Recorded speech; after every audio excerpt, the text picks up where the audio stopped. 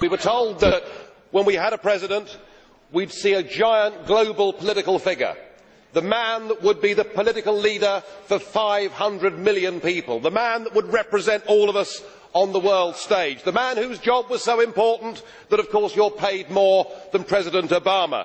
Well, I'm afraid what we got was you. And I'm sorry, but after that performance earlier that you gave, and I don't want to be rude, but you know, really, you have the charisma of a damp rag and the appearance of a low-grade bank clerk. And the question that I want to ask, that we're all going to ask is, who are you? I'd never heard of you. Nobody in Europe had ever heard of you. I would like to ask you, President, who voted for you?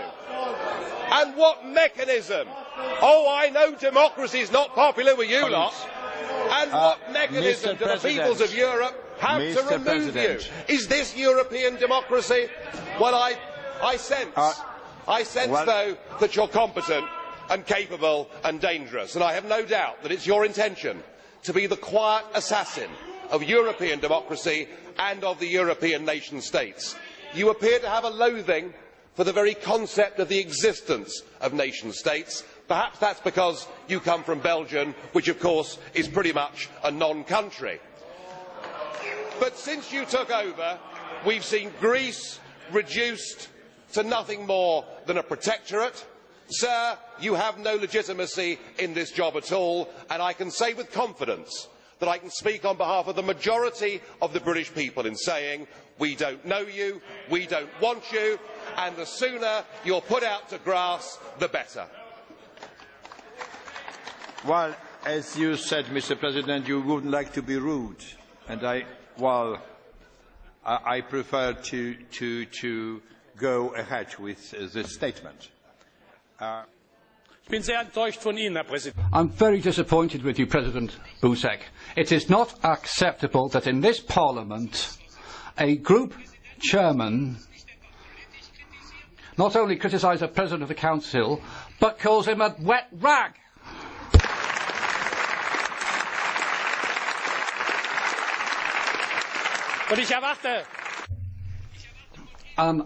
I expect you, President, to call this person to order.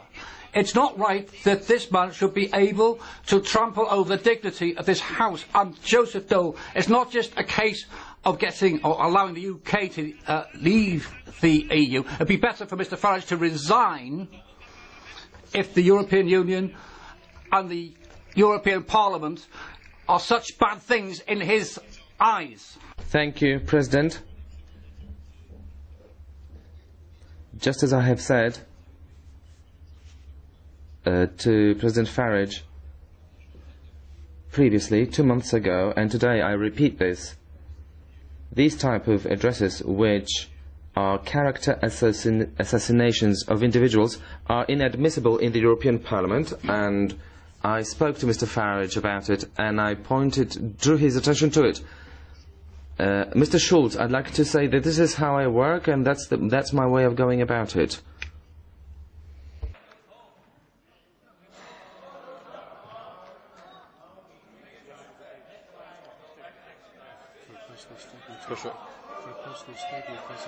Is it personal statement? At the end of the debate. Bardzo proszę. The floor is yours.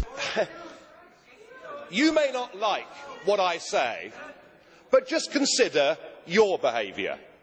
You, after the Irish people in a referendum voted no, said that our group had opened, by supporting the no vote, that we'd opened the door to fascism. You said that we had behaved as a group in the Parliament like Hitler and the Nazis in the Reichstag. We've been called by Danny Cohn-Bendit mentally weak. You know, it has to be, it can't be one way. It is not personal statement. Mr. President Farage, it is not personal statement. I am very sorry, it was not personal statement. We must keep order and all the regulations of our Parliament.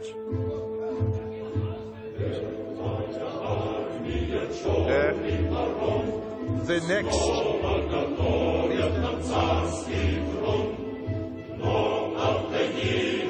Nigel Farage.